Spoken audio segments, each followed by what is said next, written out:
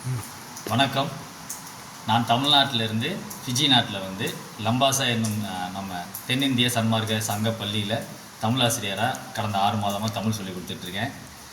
ஐயாவுடைய படிமுறை தமிழ் பயிற்சி வகுப்பில் 5 நாள் கலந்துக்கிட்டதில் புதிய அனுபவங்கள், முதல்ல ஒரு ஆசிரியருக்கு கற்றல் எப்படி கற்றுக் கொடுக்கணும் அப்படின்றத ஐயா வந்து மிக எளிமையாகவும் அறிவியல் பூர்வமாகவும் சொல்லிக் கொடுத்தாங்க.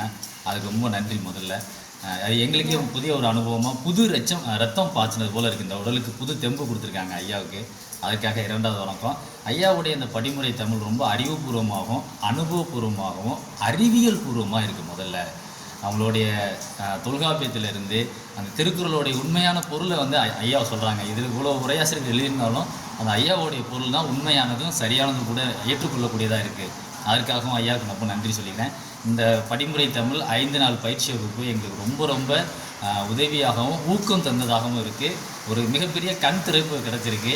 இனி வரக்கூடிய காலங்களில் எங்களுடைய கற்பித்தல் பணி அறிவியல் பூர்வமாகவும் உண்மையான அறிவுபூர்வமாகவும் இருக்க போகுது. அதுக்காக ஐயாவுக்கு ரொம்ப நன்றி சொல்கிறேன்.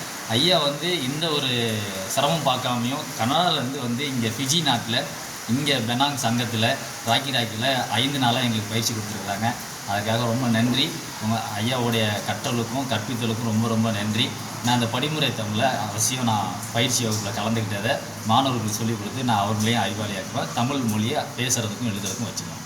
ரொம்ப நன்றி.